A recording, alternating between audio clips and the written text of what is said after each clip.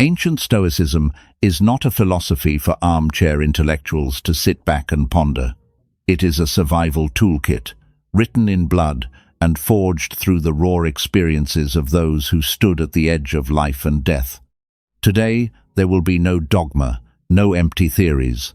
I am going to share with you 8 core practical exercises to forge the unbreakable mindset of a true Stoic in a world spinning out of control.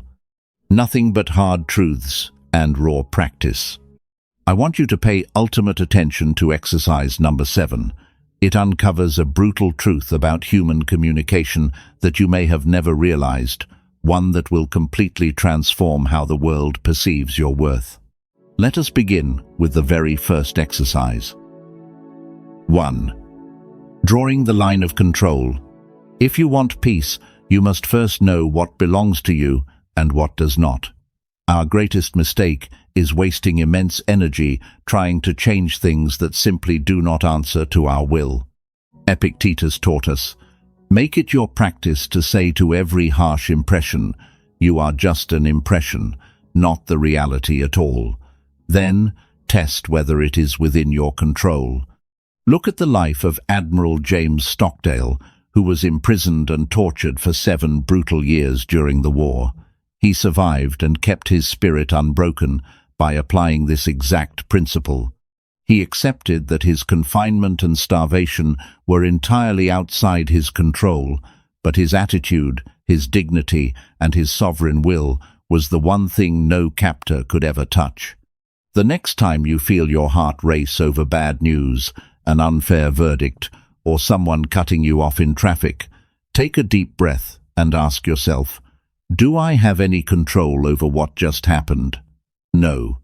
Then, let it go, and focus entirely on what I will do next. 2. Delaying your response to maintain the upper hand. Only when you know what lies within your grasp do you truly gain the power to master your reactions. The philosopher Epictetus once warned, "Any person who capable of angering you becomes your master." When someone insults you or plays dirty, your primal instinct is to strike back an eye for an eye. But remember, provocation only works if your own mind becomes complicit in it. History tells us that while the philosopher Cato the Younger was pleading a case in court, a bitter rival rushed forward and spat directly into his face. Instead of raging or retaliating, Cato calmly wiped his face and said, "I am ready to wager with anyone that people are mistaken when they say you cannot use your mouth, but I cannot yet vouch for whether you know how to argue." That unshakable composure stripped the attacker of all his power, instantly turning him into a pathetic fool. The next time you receive a rude email or an unjust criticism, put your phone down, look away from the screen, and take a sip of water. Respond only when your reason has fully returned to the throne.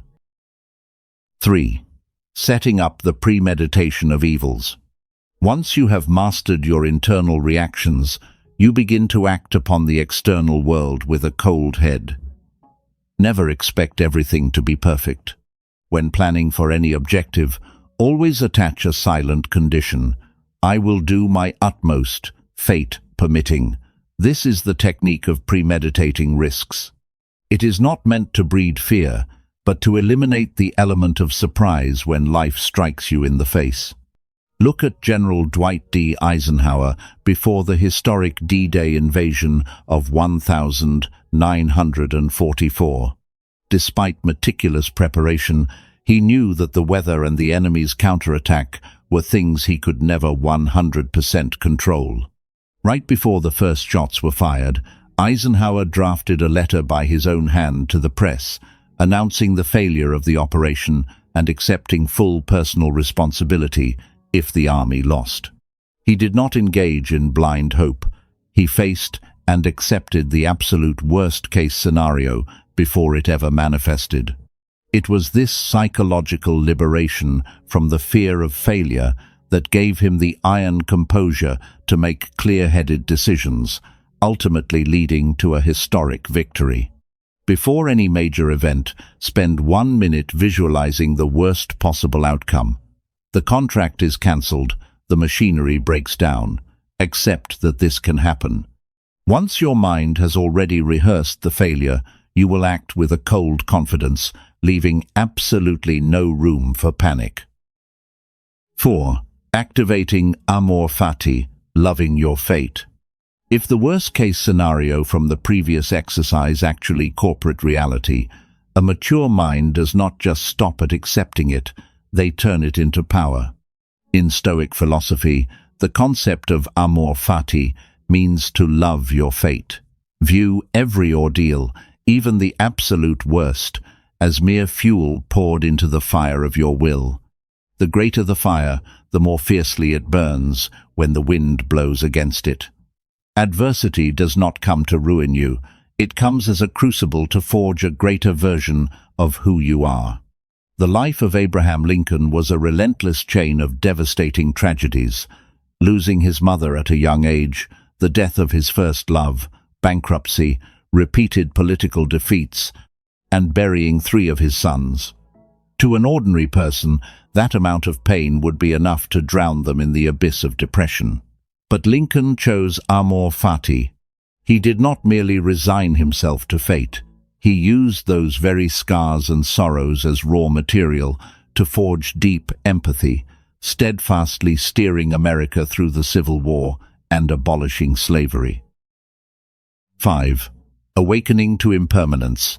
Memento Mori. Everything around you, even the things you hold most precious, has an expiration date. War, disease, and death are inevitable. Marcus Aurelius was the most powerful man in the world at the time, yet he had to endure the ultimate agony of burying 8 of his children and his beloved wife with his own hands.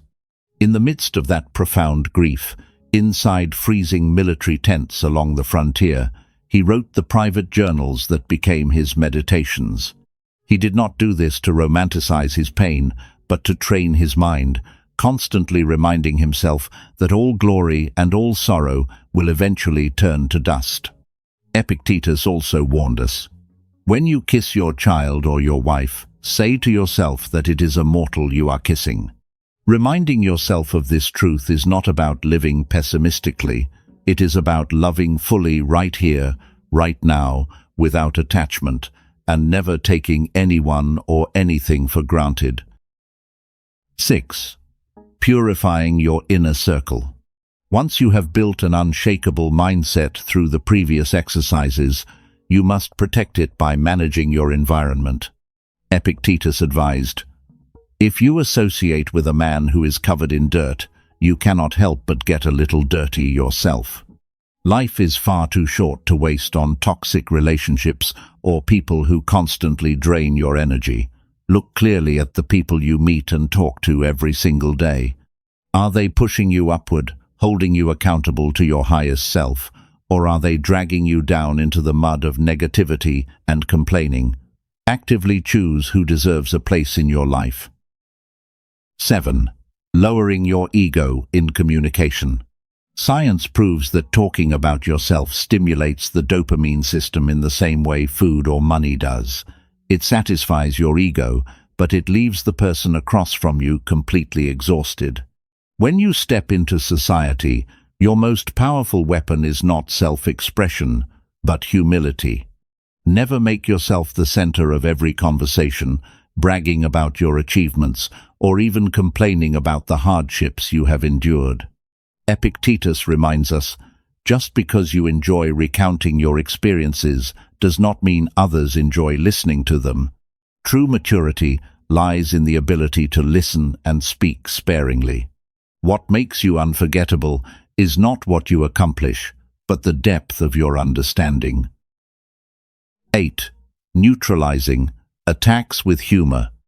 If someone speaks ill of you behind your back and it reaches your ears, the typical reaction is to defend yourself or seek revenge. But Epictetus showed us a brilliant way to play with the attacker's mind.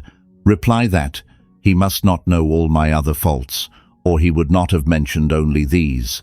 When you self-deprecate, You completely disarm the attacker. They want to see you hurt. They want to see you rage.